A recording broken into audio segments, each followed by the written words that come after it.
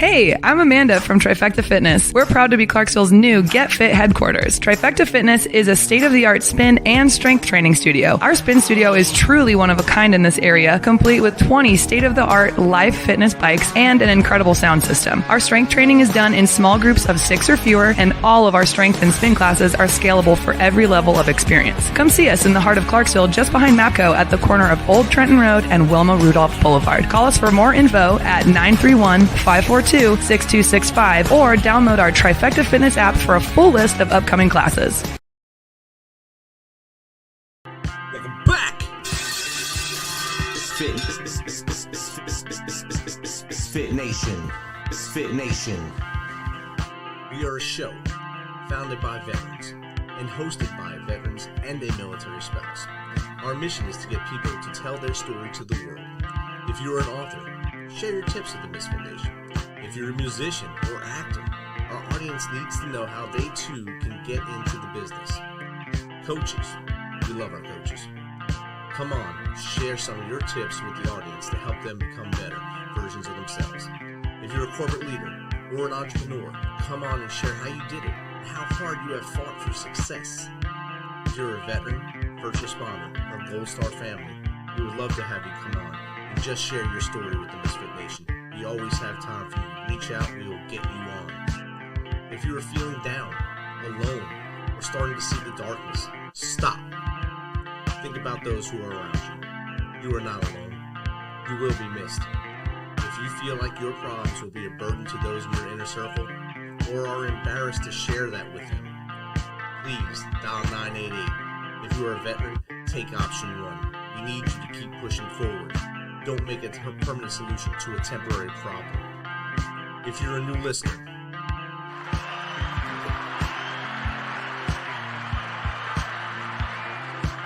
welcome to the MisFitNation. Be sure to subscribe to the show on your favorite podcast apps and also on our YouTube channel at @the_MisFitNation. That's _MisFitNation. Subscribe and click the bell. This will keep you up to date with all of our latest episodes and all of our news. You can also find us on Electrocast Media and About Face Radio. This will keep you up, tuned into us, and learn more about our great guests.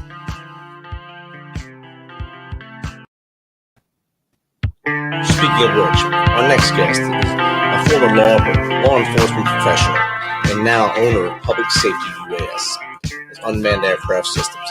His operational experience, personal crisis management, and drone technology expertise has allowed him to develop training courses designed specifically with public safety personnel in mind.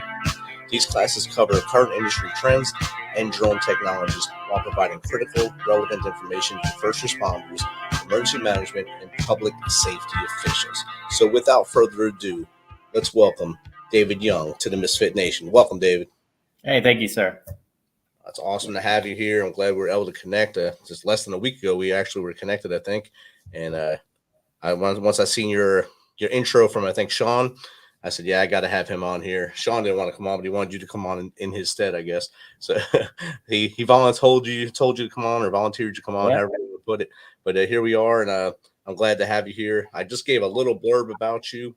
If you don't mind, tell us a little more about yourself from as far back as you want to go to how we got to where we are now. Yeah, so I'm David. I'm here local to North Carolina, born and raised. About 23 is when I decided I would pursue a law enforcement career. I went through the academy with one of the third largest city in North Carolina. That time I became an officer graduating from the academy. I was on patrol for probably about 6 years. During my time there, earned a couple of awards, Life-Saving Medal, a couple of the Officer of the Month, awards, stuff like that. And then I really went to a more specialized unit, which is a community resource team. It's kind of nicknamed the Jump Out Squad, very proactive into narcotics and guns and violence offenders. During my time with the department, I've been in 3 critical incidents. And right around that third one is I was on the drone team for the department, taking classes, came across a class taught by a gentleman named Ralph, owner of Public Safety UAS at the time. I started teaching for him, and probably about 2 years ago now, he offered me the business. I purchased that from him, and that's really where we've kind of really dedicated more to public safety and growing it from there. That's outstanding. And sometimes it just it takes a good connection to get you into the right glide path to where you go. And how far is your reach with Public Safety UAS now? Is it just North Carolina? I know with the web we can go anywhere. So do you train all over? We just made a partnership. We've trained in North Carolina, and we've done extensive training in West Virginia. We've looked at South Carolina a little bit, but we just made a partnership that we're really going to take that really to the next step and really offer classes throughout the country. Outstanding. I know this is a growing need for a lot of the smaller, I think departments need this class more than the larger departments right now. So I think the larger departments had their foot in the door a little earlier since they had the income, the budget set aside for these things, and say, hey, like a New York or a Charlotte in your case, they have the big money to do this stuff. And maybe they don't have the money for the training. So this is where you would step in and say, hey, look, we can do it for X and help them out. Has that been your approach right now to try to sell it? Yeah. So, I mean, we really, our approach is, hey, we're public safety and we're teaching a class for you in your public safety agency. So what we found is even the larger departments, take North Carolina Department of Public Safety over all the corrections in North Carolina. We had a meeting with them and it went great. And in there was one of their, really high up guys. And also in there was one of their lower guys that happened to be a drone pilot. And so something that he said to me was, well, why do we need your class? And he wasn't being rude. He was asking a question. And I said, okay, understand by asking me that I'm going to put your guy in the hot seat here. And so let me go ahead and apologize. But I asked him, I said, to the drone pilot, hey, do you know what an SGI is in the drone world? And he said, no. Well, that's why you need this class, because if you don't know what an SGI is, or special government interest for public safety and drone flights, then you're telling me that you're either, saying screw the rules and doing what you want and hopefully you don't get caught, or you're not flying maybe when you should be. So yeah. You're flying when you shouldn't be. Yes. Exactly. Yeah. Do you get them up to FAA 107, or is that expected for them to have that before they come to your training? No. So, I mean, pretty much all of our classes we're able to do without Part 107. The first class that we really started was a 5-day class, and it really went over Part 107, setting up a drone program, the different drones that are out there and what they're used for. It was for those departments that are really looking into getting into the drone world or expanding their drone team. So you definitely didn't need to be Part 107 for that. We did 3 days of classroom, talking about regulations, both federal and local. North Carolina and pretty much every state has their own local regulations. We'll do airspace, which is just something that if you're not a manned aviation pilot, then it's something that's going to take a minute to get, some time with. And Latin long, that's probably one of my least favorite topics to teach, but, teaching a police officer Latin long, it's like going back to 5th grade and, longitude runs north and south, but it measures east and west, right? So, so we teach that, weather, METARs, all this manned aviation knowledge that is heavy in the Part 107. And then we'll actually take them outside for 2 days and get some hands-on stick time. That first day really, spending time was, this is what your left stick does. This is what your right stick does. And then that second day really going into more how you're going to use in the public safety field, whether that be suspicious packages or looking for missing persons, et cetera, et cetera. Definitely. There's a lot of uses in the first responder world for drones, especially. It keeps the police officer from having to go into a building if they can see inside with the camera, or on a roof to see if there is any danger from above. The fire department, the same thing. They can look in to see what they can see without going in and causing that harm that maybe they might lose a person, but then now they're just losing maybe a $300 drone instead of a human. So it adds a lot of value to the program for you. Yes, sir. So while you were a police officer, do you think it would have been better for you, especially with the jump out squad, to have, say, a handheld drone you can just pop up before going into like a narcotic situation? That's probably one of the toughest ones you get, or domestic, really tough things to go into. Would it be better to pop up a drone or maybe even a robot? Yeah, no, absolutely. And I'm still, current in law enforcement. I go back to work tomorrow, actually. But yeah, I mean, there's been so many times where we could use a drone, whether it's been, barricaded subjects, suicidal subjects, God forbid. Really just the presence of a drone sometimes can mitigate that threat. Hey, we're serious. This is the next level. and come on out. And that has happened, or certainly, a different angle when it comes to our, our possibly a SWAT team call out, right? Giving them a different angle of the house. One of the cool things that, we've seen and they love is they get there, and our SWAT team, they're massive. They have a ton of experience. I'm not a SWAT team member. I fly the drone for them. But they get there, and one of the first things they do is start, hey, you go over to this side of the house, take a picture, and they start drawing it on whiteboards, right? So I say, listen, let's step in here. We can put a spotlight on the drone, drop it down to 30 feet, do a 360 of the house for you, and you can sit here and draw it out all day how you want on your own time. And we'll give them that firsthand perspective of it. Right. It saves them a lot of energy and time, like you said, and you get real-time data, not that guy running up there, getting the sketch, coming back and saying, oh, this is what it looked like 5 minutes ago. You can stay up there for the life of the battery, depending on what drone you're using, 26 minutes or whatever it is for the system that you're using at this time. Right. And that provides value that you can't get back from that there. What's your favorite platform to use? Probably my favorite right now would be the Enterprise 3. It's just such a, affordable drone with a great camera on it for, it's quick and easy to deploy. It's still a small size. I would say that it's a lot of departments go to right now. And you can put add-ons on that too. You can put the speaker on that. You can put the camera on that. You can change out the camera to FLIR as well, I believe. And so it's really handy and it's fast. You can, if you have to go find someone that's fleeing a police officer, if you don't have the dog, the fur bullet, their fur missile, you can have the drone above him to save the cop from running his life away to catch this young man. Yeah, absolutely. So you've seen it from both sides, and now as a salesman, now you have to be a salesman too. And have you tried? I'm sure you didn't try to sell to your own department because I think they'll frown upon that. But you can do things around to try to get them to help your own department as well. Have you had any issues with that, or what's your biggest sale right now? Like you said, the department, my current department, they're like, hey, we got to go through all these different channels, et cetera, et cetera. That's fine. And I hate to think of myself as a salesman, and I understand in a way I am, right? But I don't approach it like that. I approach it to, a department saying, and I have people call me every day, hey, what do you suggest? Well, I could suggest you a $20,000 package, right? The M30, but that's maybe not what's necessary, and maybe that's not what you need for your new team, especially. And one of the success stories that I've heard about is, we had a class a couple months ago now at a fire department, and that fire department had talked to a company, and they bought $30,000 worth of drones, 4 packages, and really 2 of those packages they'll never, take out of the box. And so once they had come through the class, and there were maybe 10 of them in the class, they pretty quickly realized that, and they said, well, we wish we had known about you and all that. And so we looked a little bit more of their equipment, and it was just, very clear that, the salesman took advantage of them and said, well, I'm going to spend every penny of your $30,000 and leave it to you. And when they went back to him and said, hey, this isn't what we want. We want the Enterprise 3. It's newer than the Enterprise Advanced that you sold us, and this, that, and the other. The salesman said, well, you took the plastic wrap off. We can't take it back. And I just, that's not treating people right. So definitely isn't. Wow. That's horrible.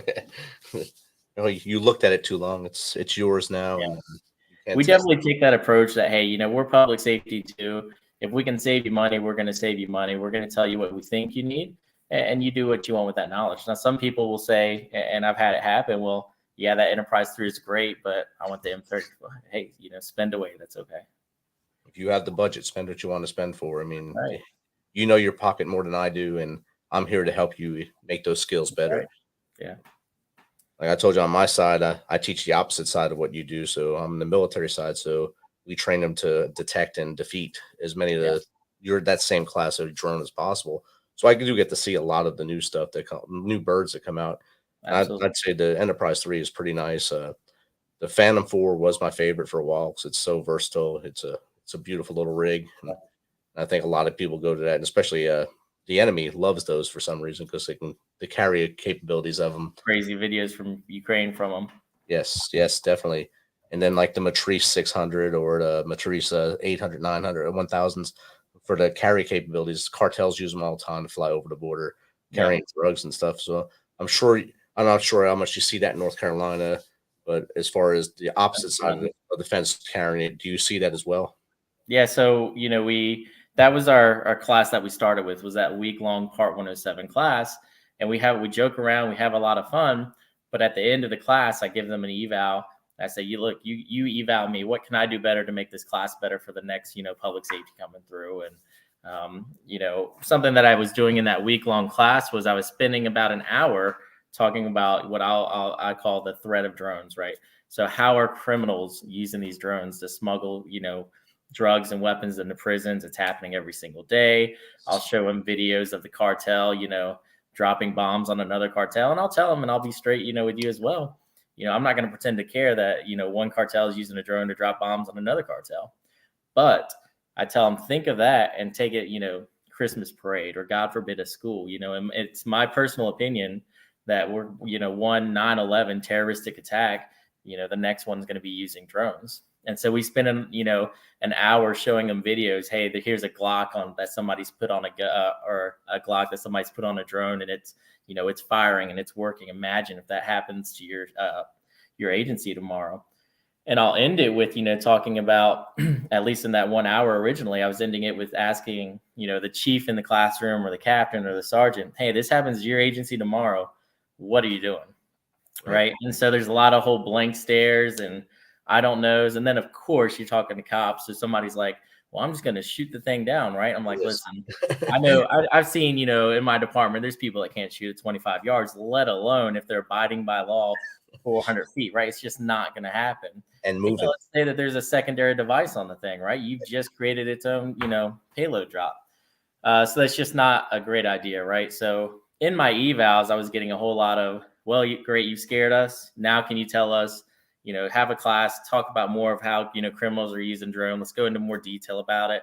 And then let's get to the counter UAS stuff. So we've really branched into that. And that's what, Sean is really excelling in. You spoke to him and getting into that, counter UAS world and get the information out there to the law enforcement and fire. Hey, there are, companies out there. There are tools out there.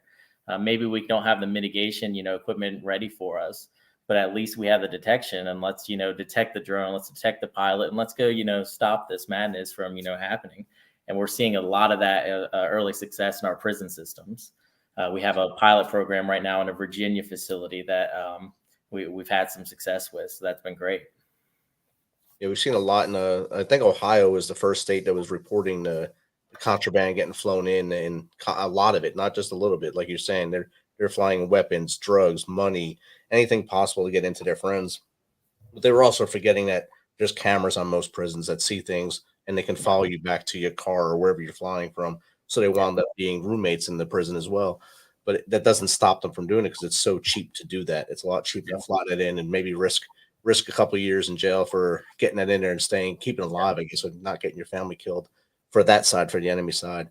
And I know it's spreading like wildfire and throughout this country. And like you said, it happens every single day. And it's just every day. And at any time, it's going to wind up being at school. It's going to wind up being a kid's football game or something like that. And then what are we going to do? Are we going to react, or are we going to already have systems in place to stop it? Absolutely. Yeah. So there's no wonder that they're doing it, and I'll be honest, until I had a class of all correction officers, I was kind of ignorant to the stuff that was going on in there. It blew my mind that a soda cap, of tobacco, not marijuana, but tobacco goes for $25. Well, no wonder they're flying pounds into it. So we've talked to some facilities that have said, every single day they're seeing, at shift change, 2 drones fly into their system to drop packages, and they really don't know what to do about it, and really haven't done anything about it. Exactly. And I think part of it's the newness, the new shiny object. They don't know what to do. And then part of it is, I don't want to see it happening. So I don't want to admit we have this problem. If I admit that I have this problem, that means I'm perceived as not doing my job. So Absolutely. a lot of leadership doesn't want to do that. It's understandable, but on the other hand, you also have to admit that you need help and reach out. And there's we've seen that as well. Talking to wardens, hey, here are, and we got lucky. It wasn't me, it was another agency, but they stopped a car. It had 2 drones. It had pounds and pounds of tobacco and 5 or 6 cell phones, all packaged with a string, so they could go and drop it. And I wasn't there, but from my understanding, they took this stuff to the warden and he turned the cheek to it. He just, again, he didn't want to realize that, hey, this is a problem and it's going on. That's great. But, the fact that you don't want to recognize it, it's still going to happen. Exactly. No matter how much you put your blinders on, like horse blinders, and say, this isn't happening in my place. This isn't happening in my house.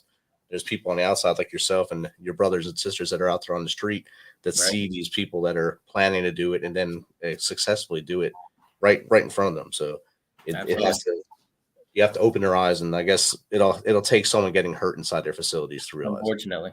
Yeah. That's usually, unfortunately, that's usually what it takes to correct that issue. Yes, sir. So where do you see yourself and Public Safety UAS in 5 years?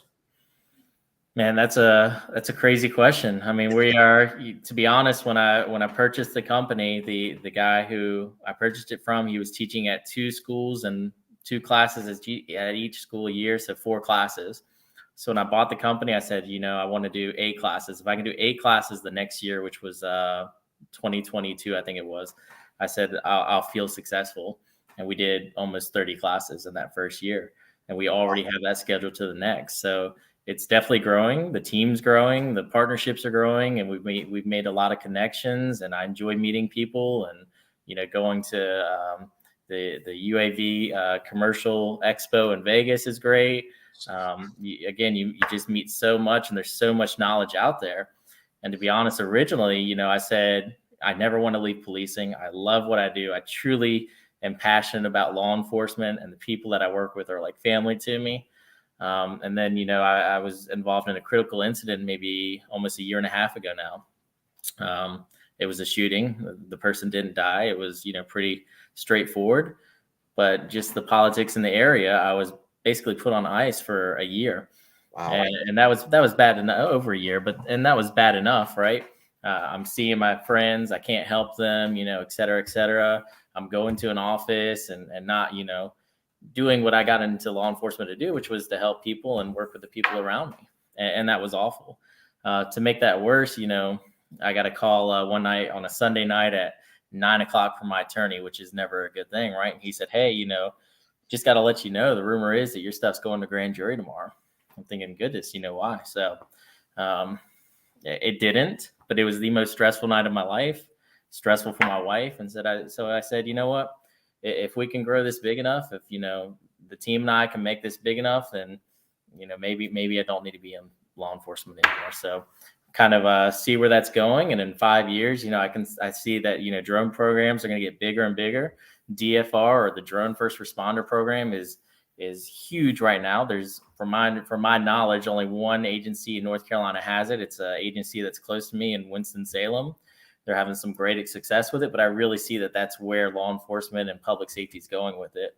And I certainly want to, continue to help public safety in every way that I can. We have an indoor flight class that we just rolled out 2 weeks ago, and, seeing people come to that class and not really succeeding at flying a drone indoors, but then that second day that they come, they're doing it by themselves and flying it down hallways and thanking, me for the class and thanking my team for helping them. That's huge. And I think that might, still keep me in the door as far as working with public safety and giving those guys the tools and training that they need and keeping me involved with it. I think that's what you'll need, especially after your experience over the last year and a half, that you'll still be able to help your brothers and sisters in blue and the rest of the first responders, but you're able to go home at night and sit with your wife and have a nice dinner and not worry about people investigating you for looking at them wrong and things like that. Yeah, I mean, being a police officer is stressful. Having a wife that's a police officer is more stressful. But yeah, absolutely. It's a lot of blue lines in the house. So yes, sir. So thank both of you for what you do there. And thank you. And I know it's not easy, especially if you're not on the same shift. So not on the same shift, you don't know what's going on with your loved one for that 8 to 12 hours, whatever, how many hours you guys do, and hoping that they come back and not wind up in a critical incident like you were. Not having a phone call is generally a good thing, right? Yeah. Right. Generally, yes. Yep. So when you, was anyone else in your family in law enforcement before you, or is that just something hey, I want to do this? First one. So you broke the ice there too? That's yes, good. Sir. And your wife as well, was she the first one in her family? She was, yeah. She actually started as a crime scene investigator. She has a forensics degree, and her ultimate dream job is to get into, the family victims unit, or to be a homicide detective is ultimately her dream job. And she'll have no problem getting there. But yeah, she's the first one. That's outstanding. So you're both doing great things, leading a direction with a great career path, and now you have a path out of it as well. So that's perfect for both of you. So Yes, if you can give advice to someone to think about getting into law enforcement, especially in this day and age, if you can give them 3 tips right now, what would you give them? I keep telling people that, law enforcement is a more specialized profession with less qualified individuals, unfortunately. My tips for them would be, don't take anything personal. Try to ignore the politics and the drama and the squeaky wheels, so to speak, of the media, and go out there and do you and do the best job that you can. That's really what my team and I do. And we honestly love what we do. I go to work and I have fun at work. It's not a job to me. And those would be probably the best tips that I could give somebody. That's outstanding. And going to a job where you're happy going to it makes it a lot easier to wake up in the morning, or wake up and go to that job, that shift every day, and then strap on and go protect the streets of your town or close to your community. And I think there's no better gift that you can give to your community than to serve it. And you're doing it from the law enforcement side. So that's outstanding. Yes, sir. And now I have to ask you tips on business running. I mean, you're a young businessman now, and you have a different approach than most, like you said earlier.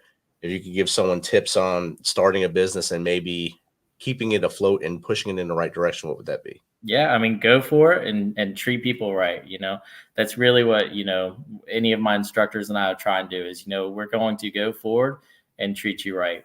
And I tell every single student that comes to the class, I call them students, but, public safety professional that comes to the class, after this class, and I usually try and end it with this, after this class, I'm still a resource for you. The number they get right now is my personal number. I haven't had anybody abuse it, thank goodness. But, hey, if I can help you, in some kind of way, please don't hesitate to text, call, email, whatever. All of my team, we're here for you.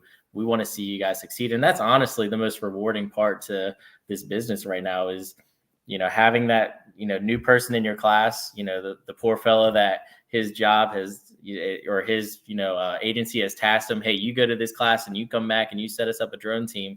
It's a daunting task, but it's been great to see it happen and see it succeed and hear their success stories. We put out a newsletter every month, and we get success stories from, the agencies that we've taught that we'll put into that. Or having the media go and, hey, we're going to film this department because they found this missing person and we want to get the knowledge out there. That's awesome. It honestly blows my mind every time I go to West Virginia. I have family from there. It's a beautiful state, but it's, the largest department, I think off the top of my head, is like 60 people. I've done, 12 classes. I've got another 3 classes scheduled there. I'm going there in 2 weeks. It just blows my mind that I'm like, I've had to teach every public safety professional in the state of West Virginia, but we'll keep going with it. And you meet a lot of cool people that way, and it's been a lot of fun. And you branch your network out too, so that's good. Your reach gets a lot further, because I'm sure they have people that know people, and through their network, and your name and your business will pop up in their Rolodex as well. Yes, sir. So next question would be, where can people find you to get in contact with you and your team to maybe have you come out to their department? Yeah, I mean, we'd love to have people. You can easily find us on our Facebook page, Public Safety UAS Institute, our Instagram, Public Safety UAS, our Facebook page, Public Safety UAS Institute. I think I said that one, but our website, publicsafetyuas.net. Absolutely, find us, find our classes. We do the Part 107 class, the indoor flight class, the threat of drones class, and we're working on a mapping and traffic reconstruction class right now that, if there's a class that somebody wants to see, we're going to make it happen for them. We're going to get it to them. We have people reach out to us this week from Ohio. We've just made this partnership with Blue Shield Tactical that, he has a strong footprint in the, United States. We're going to work with him to get these classes, everywhere that we can. Awesome. And the website is scrolling across the bottom of the screen right now. David, thank you again for agreeing to come on and being your first podcast. So this is outstanding. I'm glad to be your stepping stool, your stepping off point there until you get the Joe Rogan show. Don't forget us, little guys, and keep doing the great things you're doing. Yes, sir. Absolutely. Thank you. And We'll be back in 2 and 2. Thanks for checking us out and being a part of the Misfit Nation. Don't forget to visit our website at themisfitnation.com. It's themisfitnation.com to catch up on all of our episodes and also to get some of that great Misfit Nation gear. As always, be humble, stay hungry, and keep hustling because we are